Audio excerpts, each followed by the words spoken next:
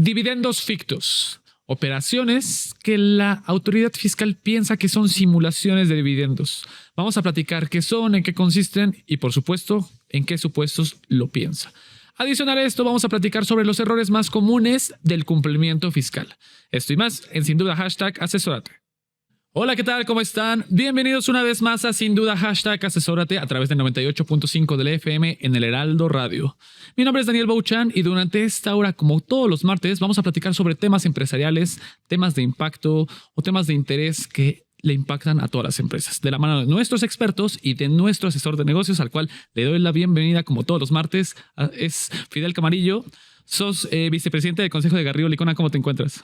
Muy bien, Dani, muy buenas noches. ¿Cómo estás? ¿Cómo has estado? ¿Todo bien? Todo muy bien, muchas gracias. Hace unas semanas platicamos sobre los dividendos desde el aspecto fiscal, desde el aspecto legal, pero se quedó ahí un tema pendiente que es el de los dividendos fictos, que no es tan sencillo como parece. Sí, no, realmente el tema de dividendos fictos se vuelve, déjame llamarlo, algo importante para los empresarios, porque tienen que cuidar, porque las autoridades revisan, o sea, muchas empresas hacen temas que puedan llegar a considerarse dividendos. O sea, la idea del dividendo ficto en términos generales es el SAT dice, a ver, no son intereses o no es un dividendo lo que estás pagando. No me quieras decir que estás pagando un interés porque tiene un tratamiento fiscal distinto. Para lo que vemos y el entorno, para mí eso es un dividendo, ¿no? Digo, en términos generales es a lo que vamos a hablar cuando el SAT te dice, oye, no me quieras engañar, eso no es interés o otra cosa, eso para mí es un dividendo. Exacto. Y para hablar de este tema, no caer en el supuesto y que nos platique por qué surge esto, doy la bienvenida a Sael Apolinar, socio de investigación fiscal de Garrido Licona. ¿Cómo te encuentras, Sael? Muy bien, Daniel, muchas gracias. Asa, ¿cómo estás? Buenas noches. Buenas noches a toda la gente que nos escucha. Gracias por acompañarnos para platicar sobre este tema que no es sencillo. Vamos a tratar de desmenuzarlo muy, con bolitas y palitos para platicarlo.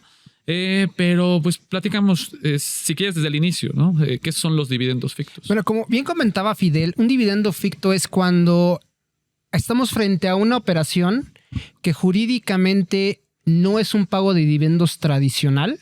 Y hay dos ejemplos muy, muy claros, cuando es un crédito o bien cuando es un reembolso de capital, pero que la norma fiscal te obliga a que lo consideres como un dividendo, ¿no?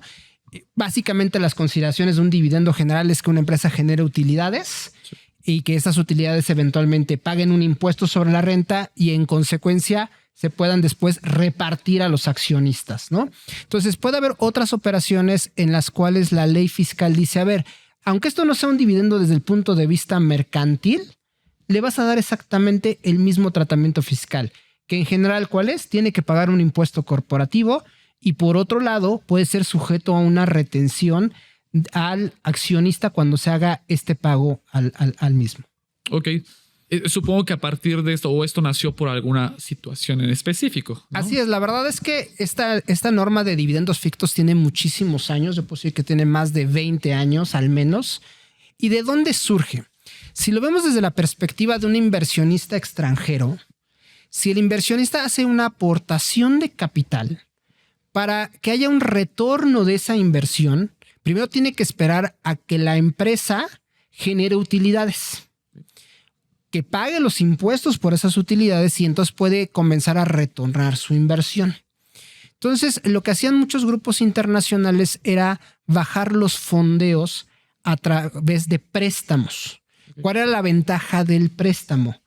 Que el préstamo vas pagando intereses de manera periódica más el principal y aparte el interés acaba siendo deducible para las empresas. De hecho, también por esto surgieron las famosas reglas de intereses netos y hace muchos años la capitalización delgada. Pero básicamente lo que observó la autoridad mexicana y que quiso regular es, oye, a ver, tú lo que estás haciendo ya es sacando los rendimientos de tu inversión. Entonces, cuando, por ejemplo, ciertos créditos tengan determinadas características, entonces en ese momento los pagos que hagas por los intereses se van a considerar dividendos y le vas a dar todo el tratamiento que corresponden a los dividendos. Ok. Ahora, yo como lo veo, y es un tema que creo que se vuelve complicado muchas veces de entender, es las autoridades, a ver, no me vengas a decir. Exacto. O es una forma de sacar parte de las utilidades, como se ve como si estuvieras sacando parte de las utilidades, pues le quiere llamar intereses. Sí. Eso es como lo están viendo las autoridades fiscales. Y puedes decir, no. Para mí esto es un dividendo, porque ¿qué hacen? Como bien apuntabas a él, con el tema de los intereses. Bueno, muchas veces, te pago un préstamo, un fondeo y me pagas intereses, y muchas veces en el país que te lo está prestando, ese interés ni lo tienes que acumular por ser un ingreso pasivo. O sea, hay muchas cosas de por medio, ¿no? Y que eso va afectando y vas llegando al tema de decir, estos cuates están...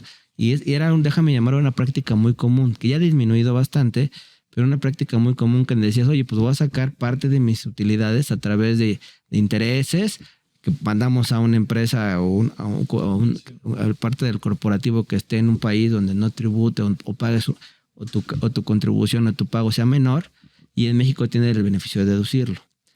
Es por ahí, ya después de ahí entra, no. Entonces empiezan a decir, no me estás pagando. Ya cuando hacen el análisis las autoridades, a ver, no me vengas a decir que esto es un interés. Entonces por eso, para mí, es un dividendo. Y ese dividendo tiene un tratamiento distinto y tienes que pagar impuestos aquí en México. Okay. Son de los temas que se evalúan de esa manera. Ahora, lo que no tiene que perder de vista el empresario es que no asumamos que este tipo de reglas siempre es para extranjeros. Okay. La realidad es que el dividendo ficto no tiene limitación en que sean operaciones con residentes en el extranjero. Con que seas una parte relacionada, es bien importante que tú veas estas reglas y cheques si no estás en este supuesto. Porque más allá hemos platicado de planeaciones fiscales tal vez un poco más estructuradas, más vistas, pero a veces la omisión y el error nos pueden llevar a un tema de crédito respaldado. Un ejemplo, por ejemplo, un ejemplo es un crédito que otorga una parte relacionada a otra. Y si el interés está por arriba del valor de mercado, en ese momento en automático se considera que es un dividendo ficto. Ajá. Sí. ¿Esto qué implica? Que las empresas, por ejemplo, para no caer en este supuesto, cada año invariablemente tienen que hacer su análisis de precios de transferencia para ver los créditos intercompañía y asegurarse que ninguno de ellos esté por arriba del valor de mercado. Porque en ese momento, ¿cuáles son las implicaciones? Oye, si el que prestó es persona física, por ejemplo, pues hay que hacerle una retención del 10%, ¿no? O la más grave, como se considera dividendo, tienes que pagar el impuesto corporativo del 30%. Y aparte el interés es no deducible. Te pega 2 veces.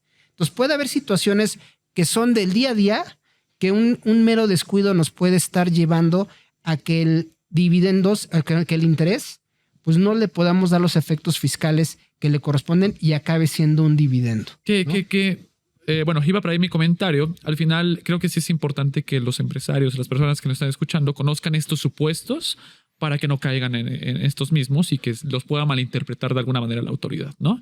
Entonces, para entrar de lleno a este tema sobre supuestos, a saber cuáles son estos a los que tendrían que prestar atención. El primer supuesto general va enfocado al tema de créditos, particularmente así lo dice, intereses que deriven de créditos entre partes relacionadas que cumplan con alguna de las características que vamos a platicar. Una de ellas es que haya una promesa incondicional de pago. Si yo le digo a una parte relacionada, te presto dinero, pero me vas a pagar cuando yo te lo diga, en automático todos los intereses se van a considerar dividendos. Okay. ¿No? Eso es muy importante porque a veces en los contratos entre partes relacionadas, como las hacemos muy obvios de cómo no va a pagar mi empresa hermana, pues resulta que no le pongo ni fecha de pago, no le pongo periodos de exigibilidad. Sí. Y eso la autoridad en una revisión puede asumir que estás en este supuesto. Sí. Puedes alegar, no, es que no dice ahí que yo puedo exigirlas cuando quiera. Pero si tú no le pones un plazo, pues entiende que puedes llegar y cobrar cuando tú quieras. Y eso es muy común. Okay. Realmente son de las cosas que te enfrentas ya en la práctica. Y dices, mi parte relacionada, no me pagues. O sea, déjame verlo así. No me pagues, págame el próximo año, ¿no? Y si tú te volteas al mercado y buscas un crédito similar a esa naturaleza, pues jamás te va a decir que le pagues hasta 1 año o 2 años después. O sea, son de los temas que de repente nos confiamos porque después, sí, préstale de aquí para allá. Y muchas veces hasta ni documentado estás. O sea, no está ni el contrato. Sí, no hay ni contrato. O sea, lo que llega a pasar es que, sí, como tú, pásale para acá, le urge, préstale, y al final dejas el dinero ahí, y al final incluso ni lo documentas, pero sí, mejor contablemente sí lo registraste como un préstamo, pero no hay ninguna evidencia. Entonces ahí es donde empieza, y las autoridades pueden llegar y decir, a ver, no tiene ni contrato, me estás diciendo esto, y te pudieran generar un dividendo ficto. Exactamente, ¿no? El simple hecho de que vea pagos que no son periódicos, que están así, asume que entonces estás en el supuesto y lo está exigiendo cuando él quiere. Aquí, ¿cuál es el problema? Pues evidentemente es defendible, pero ya implica que si te costaba 100 hacer un contrato bien estructurado, defenderte te va a costar 1000. Sí. Es así de sencillo. Entonces, creo que en ese tipo de omisiones que no están detrás de una planeación fiscal agresiva, ni mucho menos, son omisiones que te pueden llevar a este supuesto, como el que platicábamos justamente del estudio de precios de transferencia. Muchas empresas asumen de, oye, pues es que el estudio me lo hicieron hace 3 años y he visto que las tasas no han cambiado. No, a ver, cada año, y hoy lo hemos visto sobre todo estos últimos 3 años, la volatilidad de la tasa ha sido interesante. Por ejemplo, acaba de anunciar, se anunció hace poco, la baja de la tasa de interés por parte del Banco de México. ¿Eso qué implica?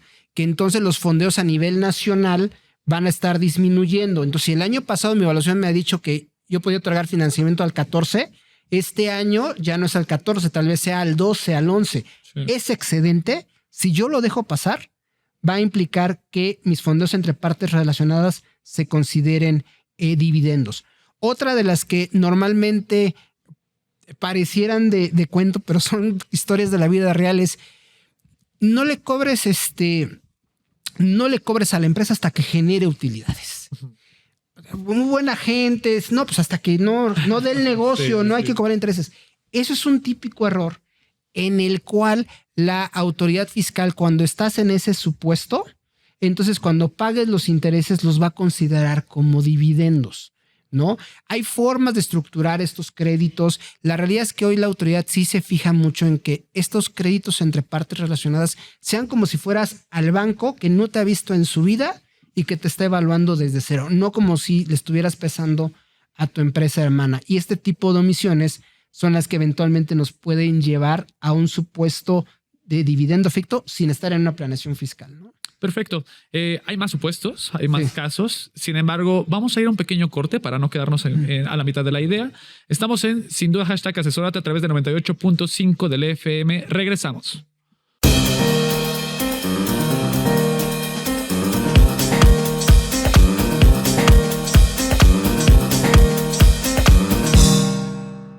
Salvador Garrido Márquez. ¿Qué pasó, mi estimado? Let's agree to disagree. Let's agree to disagree, pero vamos a acordar en que este lunes a las 4 tenemos una cita Entre Empresarios. Excelente, así que no se lo pierdan, queridos y queridas. Los esperamos aquí en el Heraldo Televisión. Asesórate. Asesórate. Asesórate. Asesórate. Asesórate. Asesórate. Asesórate. Asesórate. Asesórate. Asesórate. No nos cansaremos de decírtelo. Asesórate. Garrido Licona. Asesoría fiscal, legal, financiera y de negocios. Visítanos en garridolicona.com. Estamos de vuelta en Sin Duda #asesórate a través del 98.5 del FM en el Heraldo Radio. Recuerda que nos puedes ver y escuchar en @garridolicona y todos los episodios. Estamos platicando con Asael Apolinar, socio de investigación fiscal de Garrido Licona, sobre los dividendos fictos, qué son, en qué consisten y por supuesto, qué supuestos deben de considerar los empresarios, las empresas, para no caer en ellos, Fidel. Sí, platicábamos del tema de los intereses, que son de los casos más comunes que se da en este supuesto del famoso dividendo ficto. Y también hay otros, como el famoso back-to-back o el crédito respaldado.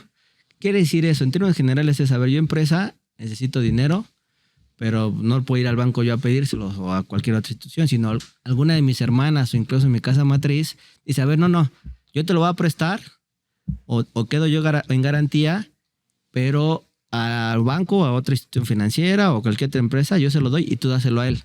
O sea, como que lo triangulan de alguna manera y esto se empieza a llamar el crédito respaldado y es como forma de decir, no le estoy pagando intereses a mi intercompañía, sino lo estoy pagando a un tercero.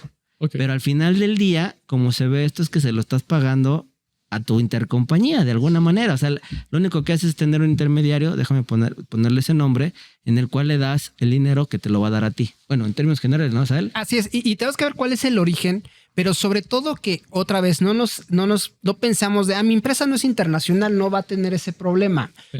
El origen sí viene de un tema internacional, pero como está la norma, sí lo permeó de manera muy general. ¿Por qué? El origen del back-to-back es que si yo le pagaba un interés a mi parte relacionada, tal vez en el extranjero, tenía que hacerle una tasa de retención del 10 o del 15%.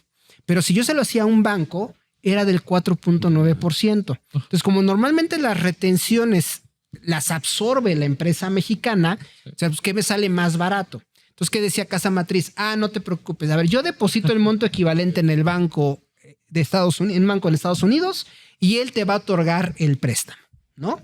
Entonces, eso lo que hacía es que disminuía la tasa de retención en México y por eso esa triangulación se comenzó a perseguir.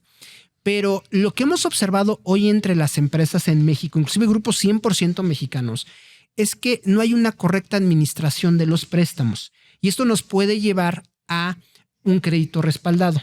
Vamos a pensar que mi empresa holding mexicana va y consigue un fondeo con un banco. 100 millones de pesos. Y de pronto se voltea con la empresa A del grupo, le dice, te presto los 100 millones de pesos. Y de pronto la empresa B del mismo grupo dice, yo también necesito dinero. Un error muy típico es, pues que A le preste a B. ¿Cuál es el problema? Bueno, pues estamos en el supuesto de triangulación que comentaba Fidel. Y entonces en una operación que pareciera totalmente in-house, resulta que sí está existiendo un crédito respaldado y que los intereses de este préstamo se van a considerar dividendos. También sucede mucho en el tema de tesorerías centralizadas, sobre todo cuando hablamos de una tesorería que también fondea. ¿Por qué? Porque puede ser una tesorería centralizada donde, a ver, si tú me depositas a mí 1,000 pesos, tú tienes 1,000 pesos. Pero también hay tesorerías centralizadas que si tú depositaste 1,000, pero requieres 1,500, yo te los pongo. El punto es que esos 500 vienen de los depósitos de otras partes relacionadas que van a recibir un interés porque hay que darle razón, hay que darle materialidad al tema de que hay intereses entre las partes relacionadas y situaciones como esa que parecieran inocentes, que parecieran meramente internas, te pueden llevar a un tema de crédito respaldado. Y sobre todo hoy lo que está haciendo mucho énfasis la autoridad con el tema de este tipo de operaciones es la razón de negocios. Recientemente se incorporó en la norma fiscal una parte donde dice que si un préstamo no tiene razón de negocios, puede considerarse, se va a considerar un crédito respaldado. ¿Y cuándo puede ser que un crédito no tenga razón de negocios? Tengo la empresa A y la empresa B. La empresa B está siendo muy rentable, está generando utilidades fiscales y tiene flujo de efectivo suficiente para su operación. Dice, ¿cómo le hago para bajar mi base fiscal? Le pido un préstamo a mi empresa hermana. Y entonces pide el préstamo, está deduciendo intereses, súmenle que la empresa hermana traía pérdidas fiscales. Y en ese sentido, lo que va a pasar es que la autoridad va a decir, a ver, si tú tienes perfectamente liquidez para operar y adicionalmente no tienes una inversión importante, dice, oye, sí tengo liquidez, pero quería comprar una planta de 1,000 millones de pesos. O sea, no lo tengo en cash, ¿no?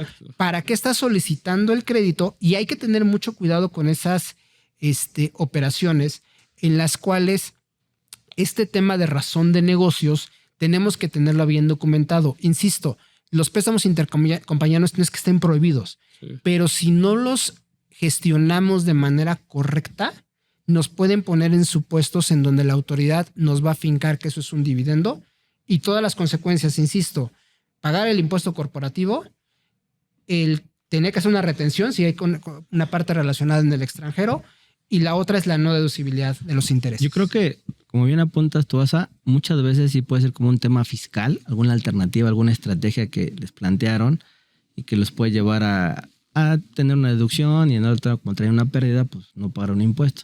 Sin embargo, yo creo que también hay empresas que muchas veces desconocen estas figuras y que operan, así como decíamos hace rato, pues te presto, me das y no pasa nada, bueno, tú préstale y caen en estos supuestos.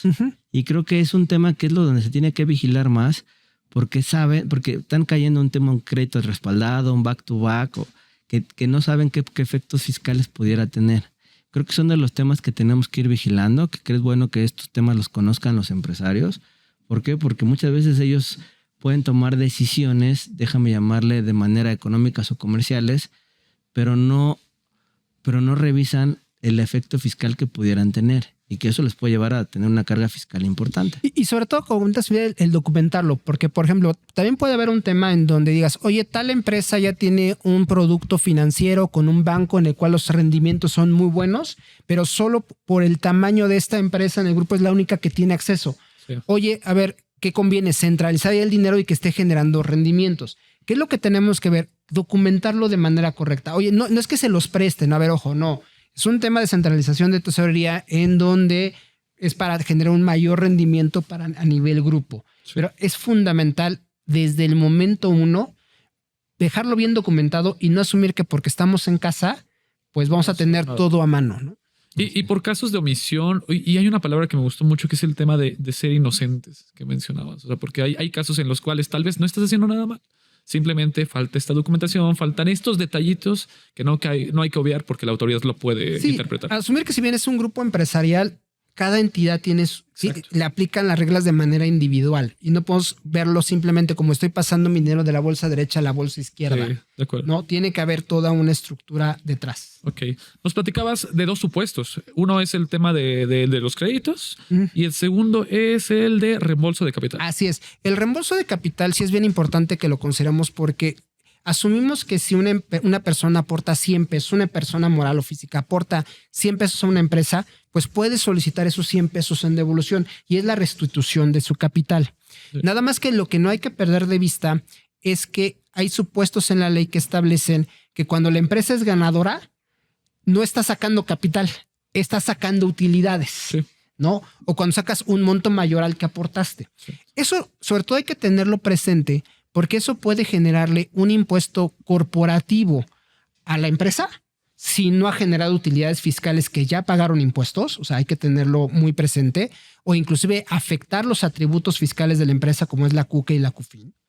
Pero por otro lado, también en ciertas situaciones le va a generar una retención al accionista cuando haga el reembolso de capital, que si fuera una persona física mexicana sería del 10%.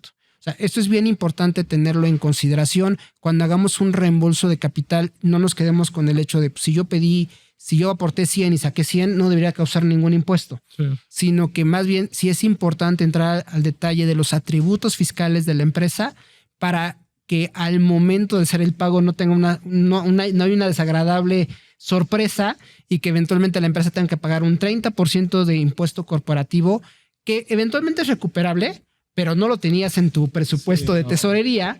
Y por otro lado, que si tú esperabas recibir 100, de pronto digan, pues son 90, ¿no? Porque te tuve que hacer una retención de impuesto. Entonces, esa parte es fundamental para el tema de una figura que no es un dividendo, sin lugar a duda, es un reembolso de capital, pero que la ley fiscal le da ese tratamiento. Sí, yo creo que tenemos que vigilar. O sea, tú tienes el derecho a sacar la aportación que tú hiciste. Sí.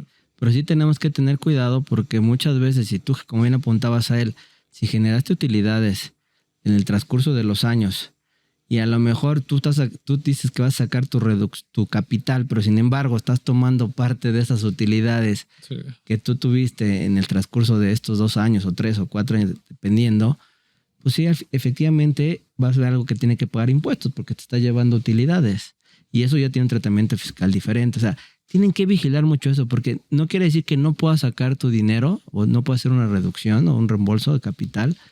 Sí tienes ese derecho, pero tienes que vigilar que no caigas en estos supuestos para no pagar el impuesto que comentas a él. Sí, sobre todo porque inclusive el accionista que se va definitivamente de la empresa puede afectar los atributos de los que se quedan. Okay, sí. Entonces, oye, te estás llevando la CUFIN con la que yo voy a sacar dividendos. Sí hay un canje ahí de atributos, pero sí te cambian las reglas. Y es importante que los accionistas que se quedan entiendan cuáles son las consecuencias de que el otro accionista mermó los atributos fiscales. Y que no hay necesidad. Hay que checar los detalles antes de realizar estas operaciones, ¿no? Exactamente. Asael, antes de que se acabe el tiempo, un último comentario, una recomendación para todos los que nos escuchan. Yo creo que sobre todo en el tema de préstamos intercompañía es fundamental que las empresas hagan un diagnóstico de cómo están los créditos, cómo están documentados, porque insisto, la mayoría de los casos de créditos respaldados que llegamos a ver son: yo no planeé eso, simplemente comencé a hacer préstamos así y caí en el supuesto y salió, ¿no? Entonces, la realidad es que a veces este tipo de descuidos es importante verlos inclusive previo al cierre del año, porque cerrando el año se complica todavía más corregir. Bueno, perfecto. Muchísimas gracias por acompañarnos. Asael Apolinar, socio de investigación fiscal. Te esperamos pronto en Sin Duda. Muchas gracias, Dani. Muchas gracias, Fidel. Qué bueno. Estamos de vuelta en Sin Duda #asesórate a través del 98.5 del FM. Regresamos. El outsourcing no es indebido y no ha desaparecido. Hoy se le conoce como servicios especializados. Lo que es indebido es que tú o tus proveedores no estén correctamente registrados ante la autoridad y no cumplan con los requisitos establecidos. Esto puede traerte consecuencias fiscales, legales e incluso penales. Evita riesgos innecesarios. Contáctanos. GL Working. Working for you. www.glworking.com. Estamos de vuelta en Sin Duda #asesórate a través del 98.5 del FM en el Heraldo Radio. Estamos platicando con Asael Apolinar, socio de investigación fiscal de Garrido Licona, sobre los dividendos fictos. Ya platicamos de este tema, la verdad se lo recomendamos. Si no vieron todo el programa, pueden verlo en el canal de YouTube. Sin embargo, vamos a hablar sobre los errores más comunes en el cumplimiento fiscal. Sabemos que las empresas suelen realizar algunos errores, Fidel, que no es que quieran, pero son comunes. Y vamos a platicar sobre este tema para que no sucedan de nuevo. Sí, yo creo que, déjame decirlo, en los últimos años, ya el tema de pagos provisionales o el pago de IVA y toda esa parte, o sea, se ha vuelto muy complejo.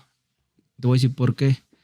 Porque las autoridades, como ya cuentan con toda la información a través de estos FDIs, entonces para ellos es muy sencillo, cuando tú les mandas tu declaración o tu pago provisional, checarlos contra los FDIs y te dice, oye, pues no me cuadra, y me emiten diferencias y están llegando las famosas cartas de invitación. Pero son por esos detalles que se tienen al momento de hacer tu pago provisional, que tenemos que ir vigilando. También hay otros por los que vamos a ir platicando más adelante, por ejemplo, el tipo de cambio.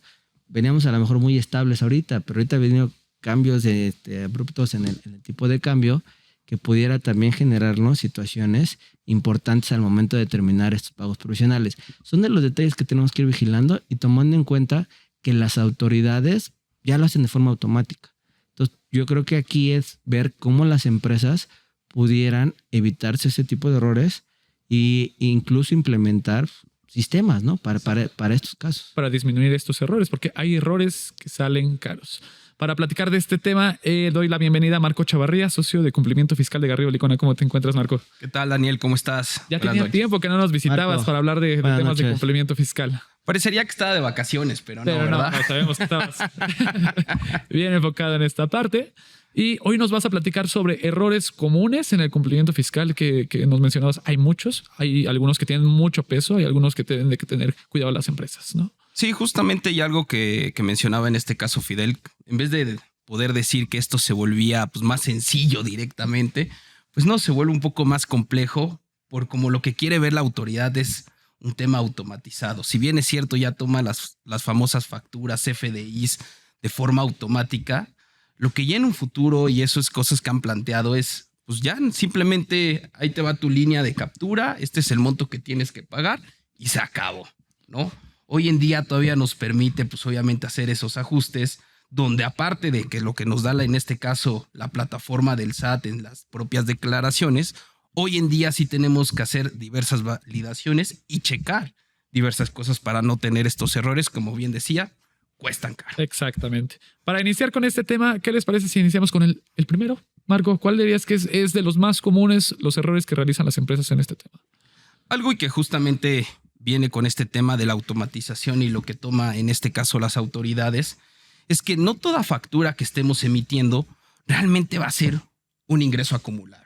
Okay. Hoy en día lo que sí tenemos que analizar, porque pues, como dije, el SAT toma todo esto de forma global sin importarle qué debemos de estar considerando y si hay aspectos que no se deben de acumular. Y un ejemplo claro y que normalmente ya no entramos tanto a este detalle es en la venta del activo fijo. Que en este caso, cuando nosotros vendemos un activo fijo, sí tenemos una mecánica en particular que debemos de estar observando. La autoridad normalmente en estos casos pues toma lo que nosotros vendimos y no es la ganancia o no es lo que debemos de estar considerando como un ingreso acumulable, sino tenemos que determinar cuál es esa ganancia y esa es la que debemos de estar reconociendo. Ya que efectivamente para efectos de los pagos provisionales en materia de impuesto sobre la renta, Lo que normalmente o cómo se determina el cálculo es muy sencillo. Sabes que agarras tus FDIs, el total de ingresos, por un factor que tú determinaste conforme al ejercicio anterior y ya va a salir tu monto, ¿no? Y de ahí pagas un impuesto, platicas la tasa y ese es el impuesto que vas a pagar en el mes. Sin embargo, como bien apunta Marco, hay distintas, y así lo dice la ley, momentos de acumulación del ingreso. Uno de ellos es el tema de cuando tú vendes, pues no acumulas el total de la factura, acumulas la ganancia para efectos, porque así te lo establece la disposición fiscal. Sí. Otro tema que se vuelve importante, hay empresas que no, por el simple hecho de emitir el CFDI, tienen la obligación de acumular. Sí. Tienen que acumular hasta que los cobre, como una sociedad civil, por ejemplo. O sea, la sociedad civil no acumula porque la emisión del CFDI, ellos tienen la obligación de pagar impuestos hasta que lo cobras. Entonces, muchas veces las autoridades con su sistema de manera automática dicen, bueno, yo tengo 100 y tú me declaraste 20. Entonces, me debes impuestos sobre 80. Entonces, ahí es donde tienes que tú voltearte y decirles, a ver, no, eso no es así. Yo sé que el sistema te lo da por default, pero a ver, yo soy en este caso puede decir, soy una sociedad civil, que yo no pago por lo facturado, sino por lo cobrado. Entonces te tengo que explicar eso y decirte conforme a qué disposición dice y ya te lo tienes que aclarar. Pero eso se ha vuelto muy común. Incluso prácticamente lo que llegan a hacer las autoridades es que el 17 es tu obligación de presentar tu pago provisional. El 18 y 19 ya tienes tu carta de invitación porque para ellos hay diferencias. Sí. Creo que vale la pena estar listos para poder contestar este tema de las famosas cartas de invitación antes de presentar tu pago, cuidar este tipo de detalles. Sí, que es justamente parte de lo que iba comentando, que era el tema de, a ver, está bien, eso es lo que me da la autoridad, pero sí tengo que tener en este caso mi papel de trabajo, ahora sí con la famosa conciliación, donde a ver, ¿qué es lo que el SAT me está reflejando? ¿Qué son los FDIs que emití en este caso en el mes? ¿Y qué es realmente mi ingreso? Exacto. Y tenerlo aterrizado, sí. Porque sabemos, si bien lo dijo Fidel, va a llegar a 2-3 días y se viene la famosa carta de invitación o el correo donde, oye, tengo estas diferencias, ¿me las puedes aclarar? Donde puede ser que hayamos acumulado de más o de menos, porque también algo que ahí es donde justamente se vuelve en este tema importante, es que los sistemas pueden fallar. Sí. Entonces, posiblemente por algún error de conexión, algo, yo le doy clic para generar mi factura y me parece error, no se generó. Sin embargo, sí viajó esa información y sí se emitió. Y el SAT la tiene. Sin embargo, yo en mi propia contabilidad o en algo, pues para mí, oye, fue un error, no la he emitido. La vuelvo a emitir y ya tengo una operación con 2 FDIs. Entonces sí tengo que hacer esta conciliación para identificar, porque puedo estar acumulando, pues obviamente de una operación, 2 ingresos. Entonces es algo que sí muy comúnmente estamos viendo. Que es meramente ingresos versus FDIs, que no estén haciendo un análisis adecuado de este tema. Es un error muy común, Marco. Justamente. Perfecto. ¿Qué otro error común has notado desde la práctica? Algo que sabemos y que normalmente nos encontramos en este caso en las empresas es el tipo de cambio. Okay. Muchas empresas manejan su tipo de cambio corporativo, lo tienen muy definido.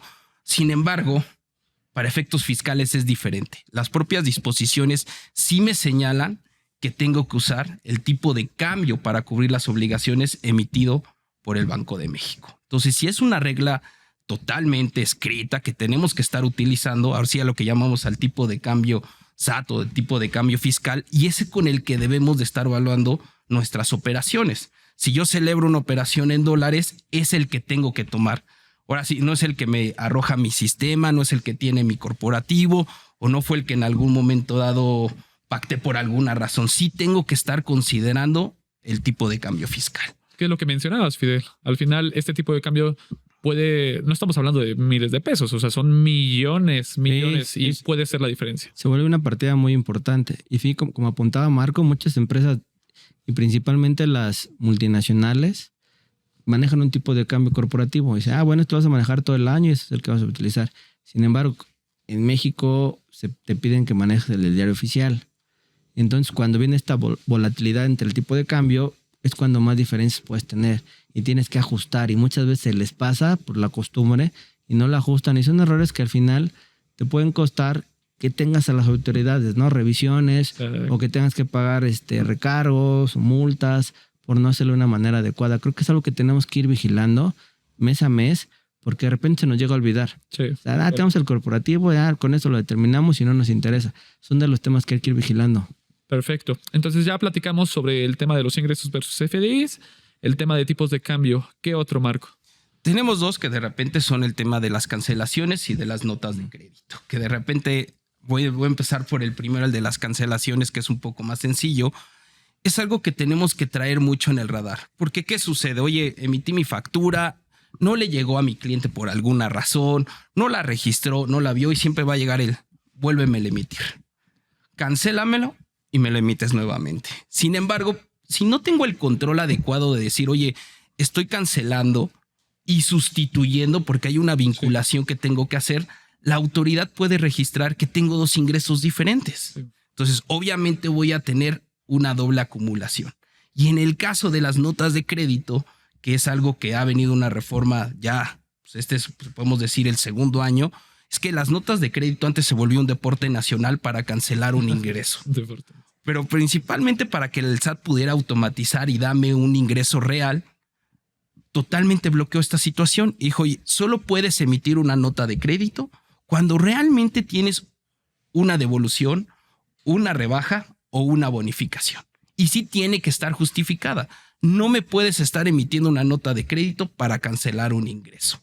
Porque sabemos que para efectos fiscales estas devoluciones rebajas no es una disminución del ingreso, es una deducción y ahí sí la vamos a reconocer en este caso hasta nuestra declaración anual.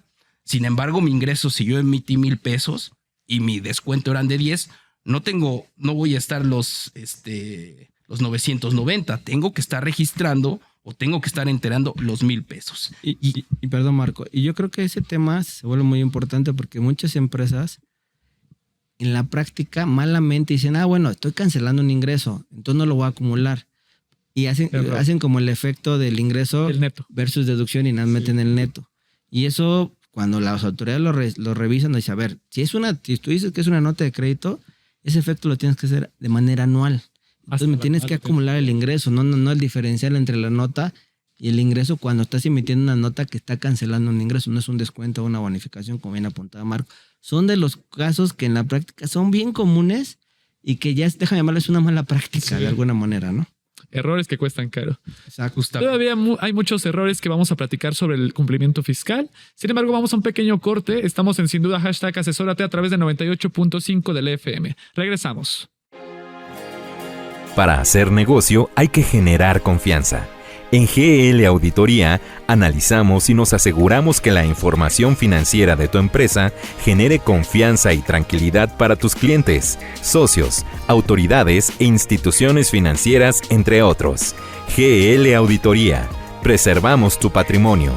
www.glauditoria.com. Estamos de vuelta en Sin Duda #asesórate a través del 98.5 del FM en el Heraldo Radio. Recuerda que nos puedes ver y escuchar en @GarridoLicona y todos los episodios. Estamos platicando con Marco Chavarría, socio de cumplimiento fiscal de Garrido Licona, sobre los errores más comunes en el cumplimiento fiscal. Ya nos numeraba diversos sobre el tema de tipo de cambio, Fidel. Ya nos platicaba sobre las cancelaciones, notas de crédito. Sin embargo, hay aún más errores comunes. Sí, yo creo que como vas avanzando y cada operación o cada giro en particular tiene sus detalles.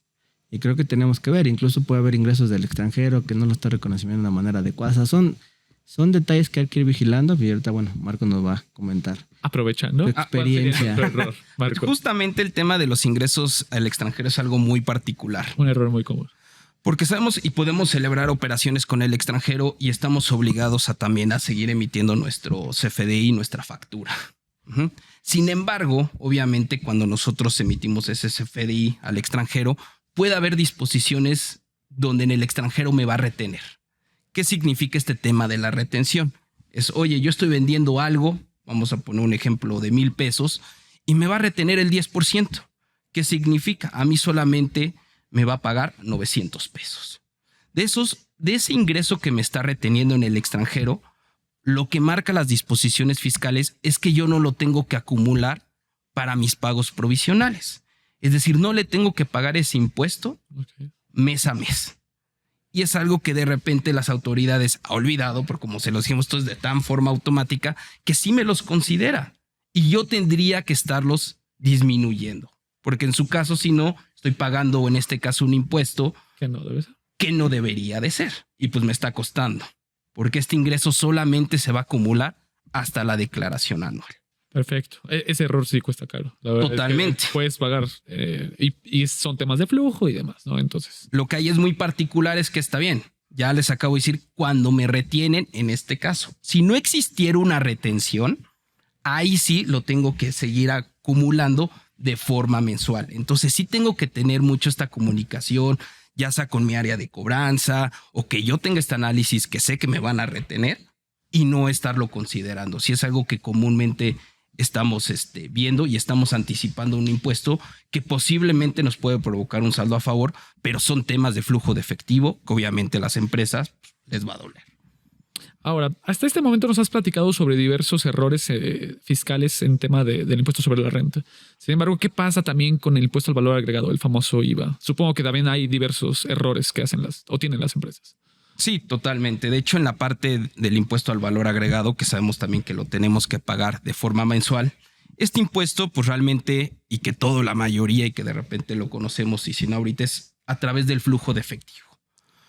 Hoy en día lo que sabemos es que este IVA se genera es cuando lo que yo pague directamente, eso me va a dar derecho a acreditarme un impuesto. Y lo que estoy cobrando, pues va a ser el impuesto trasladado o lo que yo le tengo que estar enterando directamente a las autoridades. Entonces, algo de lo que siempre vemos es el tema de tiene que existir un flujo y tenemos que analizar o tenemos que hacer nuestra comparativa contra nuestro estado de cuenta. A veces mucho y nos basamos en nuestros sistemas contables y lo que se va haciendo, pero sí tenemos que voltear a conciliar que sí se haya pagado, que no me saltó de mes. Y muchos de los errores siempre se dan al final de mes, porque sabemos que vamos con las prisas, que tal vez no logró pasar la operación, pero sí se hizo todo el registro, en este caso contablemente, y me arroja otra información. O hasta en su caso metí el CFDI con el método de pago incorrectamente o lo anticipé, y pues claramente me va a dar otra lectura. Entonces, si algo que tenemos que cuidar es que todas las operaciones sí estén en nuestro estado de cuenta y sí hubiera un flujo de efectivo, que es la parte y la base que tenemos en el impuesto al valor agregado. Nunca falta ese pago, Fidel, del primero del mes y que lo metiste un mes anterior, ¿no? Sí, yo creo que sí. Y yo creo que también se ha vuelto un poco más complejo también por el tema de los famosos complementos de pago. Totalmente. Que ahí las autoridades hoy en día ya te están determinando, déjame llamarlo, de manera automática tu pago de IVA. Sí. Oye, de acuerdo a la información que yo tengo, a los FDIs que te emitiste, a los complementos, shalala, aquí, para mí, tú me debes o tienes un saldo a favor de tanto, ¿no? Y que muchas veces las empresas pueden decir, ok, de acuerdo, ¿no? Y ya le dan por presentar y pagan o declaran su saldo a favor. Sin embargo, no se dan a la tarea de revisar esta determinación porque pueden venir errores o detalles. Por ejemplo, en los complementos de pago, puede haber complementos que tú, como bien apunta Marco, tú los hiciste con el estado de cuenta y a lo mejor el complemento de pago te lo emitieron 2 meses después. Y entonces, hasta como te lo emiten 2 meses después, la autoridad te dice, bueno, en este momento es cuando lo tienes que reconocer. Y le digo, espérame, yo ya lo reconocí porque es conforme al flujo y conforme al estado de cuenta. O sea, son de los detalles que de repente se convierten en errores, déjame decirlo de alguna manera, que no vemos. Entonces, es súper importante que hoy en día se revise a detalle este tema de los estados de cuenta, porque las autoridades ya tienen para ellos tienen un número. Sí. Y tenemos que cerciorar que su número sea adecuado o es incorrecto, con toda esta revisión que comenta Marco. Sí, porque es el ciclo. Hoy en día y es algo que las empresas de repente sí es un dolor de cabeza, lo sabemos, sí. Pero es el ciclo que tenemos que completar hoy en día con una operación. Celebro mi operación, emito mi CFDI, lo cobro, pero al momento de cobrarlo, ese complemento de pago ya también forma de todos los requisitos que debo de tener para poder cerrar la operación. Y es indispensable, porque justamente es la lectura que me va a dar de la forma automática como hoy en día lo está tomando en este caso las autoridades. Entonces sí tenemos que completar ese ciclo. Es un must que tenemos que tener en nuestras empresas. Y regresamos a ese control que tenemos que estar conciliando. ¿Qué me hace falta Y hoy en día no es una conciliación de qué me hace falta cuando termine el mes. Es algo que tendría que estar haciendo cada 2, 3 días o en su caso, por lo mucho cada semana, para empezar a tocar la puerta, en este caso, a mis proveedores que me los estén emitiendo en tiempo y forma. Totalmente. Y qué bueno que llamas ese tema. Hace unos programas platicábamos sobre este tema de la conciliación, porque no nos vamos a esperar hasta que sea el siguiente mes, porque tal vez es tarde, ¿no? Y al final, no me habías platicado también el tema de métodos de pago, que va muy relacionado con esta situación, que es un error común, ¿no? Sí, correcto. Lo que tenemos que checar y que normalmente a veces con los proveedores, con la prisa, es tenemos 2 métodos de pago. El pago en una sola exhibición o el PPD, el famoso pago en parcialidades.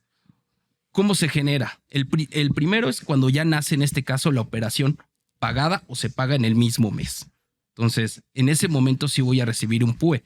Ya significa que está pagado y por lo tanto, ya sea que obviamente le tengo que pagar el impuesto, en este caso a las autoridades, o acreditármelo. O PPDs que todavía no está pagado y me lo van a pagar posteriormente. Y ahí es donde viene el famoso complemento de pago. Entonces sí tenemos que checar cómo nos están emitiendo los CFDIs. Ya no solamente recibir, en este caso, la factura, la proceso y se acabó. Ya, y al tema de la declaración de IVA ya estar automatizada, juega un factor importante el agregar estos métodos, ¿no? Sí, es fundamental porque como bien apunta Marco, si tú tienes un método de pago, una sola exhibición, quiere decir que te pagaron en el mes en el que tú lo emites. Entonces imagínate que lo emitiste y por X o Y razón no te lo pagan. Entonces tú para efectos fiscales estrictamente él sabe decir, oye, pues a mí el IVA tú me lo pagas. Exacto. Porque tú me dijiste que ya lo cobraste. Exacto, totalmente. Yo no he revisado tu estado de cuenta, pero aquí, de acuerdo al método de pago que tú pusiste o que tú emitiste, estrictamente quiere decir que ya te lo pagaron, porque si no, no lo tenías que emitir de esa manera. Entonces son de los temas que te decía que tenemos que vigilar.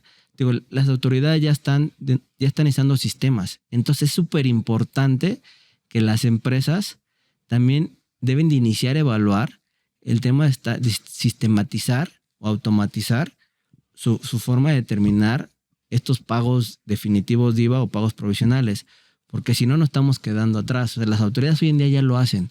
Entonces las empresas tendrán que buscar la manera de hacerlo en esa misma línea para evitarse este tipo de errores que venimos comentando. Porque errar es humano, ¿no? Y ahí necesitamos la tecnología para disminuir la cantidad Efectivamente. El porcentaje de error. ¿Qué pasa, Marco? Y porque se nos está acabando el tiempo, pero hay un tema que me parece a mí importante, que es el tema de nóminas, CFDI. O sea, ¿qué errores has notado en esta parte? Justamente algo que ya sabemos es que si tenemos en este caso empleados, tenemos que retener el famoso ISR por salarios de forma mensual, en este caso. Y a través de obviamente de tener esta nómina, yo estoy obligado a estar emitiendo un CFDI de nómina, donde reporto cuánto le estoy pagando a mi empleado, cuánto es lo que le estoy descontando en este caso de ISR, seguridad social, entre otros. Esto tratándolo de hacer a muy grandes rasgos. Sí. Entonces, lo que le va llegando a la autoridad, porque ya también me da una propuesta, es, oye, de todos tus CFDI de nómina que metiste en el mes, yo tengo registrado tanto. Sin embargo, cuando yo me voy a mi cálculo de nómina, pues tengo otra cosa. Entonces, volvemos al tema de la conciliación, donde yo tengo que estar comparando qué es lo real. Porque ¿qué puede suceder? Oye, emití un CFDI de forma incorrecta, lo emití 2 veces a un trabajador, no me percaté y por lo tanto la autoridad tiene un número. Y lo que la autoridad te va a querer cobrar es el número que él tiene, no contra mi CFDI de nómina. Y el que se vuelve de repente un poco más complejo es cuando tengo estos famosos o estas nóminas de repente irregulares por finiquitos, indemnizaciones, en este caso, que no los consideramos, que vienen en otros reportes y la autoridad sí lo tiene. O que al fin y al cabo los pagué en el mes siguiente, porque tal vez al trabajador ya le emití el CFDI, esto era lo que te correspondía, y no lo pagué en ese mes, sino hasta el siguiente. Entonces, para la autoridad, en teoría, ya lo pagaste porque ya emitiste ese CFDI. Ok, creo que vale la pena tener en consideración todos estos puntos, Fidel. Son errores que parecieran a veces hasta de chiste, como, ay, ¿cómo se te puede pasar eso? Pero sucede, ¿no? Sí, suceden, y por eso creo que se vuelve muy importante, y vuelvo a repetir, el hecho de que se visualice automatizar este tipo de cálculos. Ya, o sea, yo creo que sí o sí, o sea, es algo que las empresas tienen que evaluar, sí o sí, para evitarte ese tipo de errores. Disminuir el error humano. Así es. Marco Chavarría, muchas gracias por acompañarnos. Marco Chavarría, socio de cumplimiento fiscal de Garrido Licona. Te esperamos la próxima semana. Hay un tema sobre declaración de IVA que nos gustaría platicar contigo, pero ya lo platicaremos la próxima semana. Gracias Claro, con gusto. Nos vemos la próxima semana. Fidel, muy buenas noches. Muchas gracias por acompañarnos. Los vemos la próxima semana. Un gusto, como siempre, Daniel. Buenas noches. Mi nombre es Daniel Bouchan. Nos vemos el próximo martes en punto de las 9 de la noche a través del 98.5 de DLFM. Esto fue sin duda #Asesórate. Muchas gracias. Bye.